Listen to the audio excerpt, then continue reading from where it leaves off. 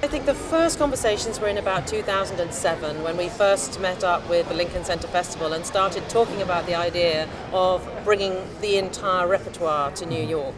And then we came and saw Park Avenue Armory, which was the most extraordinary and wonderfully inspiring space. 17 days ago, this was an empty hall. I walked in for the first time yesterday morning on day 16, having flown over from the UK with most of the acting company. And it was just the most extraordinary sight to see how far these guys have got. So we're feeling very confident that we'll be absolutely ready for our first dress rehearsal on Saturday.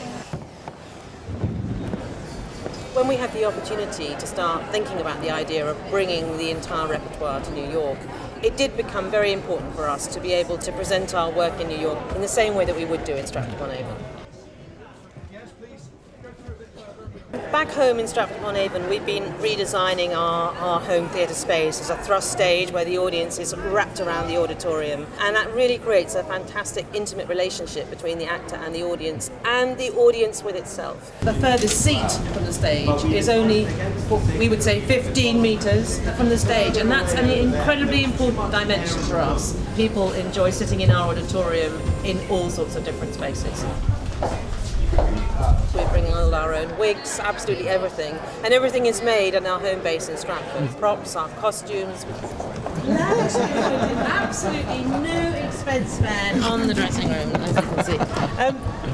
Around the auditorium, our dressing rooms are placed along one side of the space within the big hall. When we did it at the Roundhouse, the acting company really enjoyed and appreciated being in the same space as the performance, so that they are aware all the time during the show about what's going on.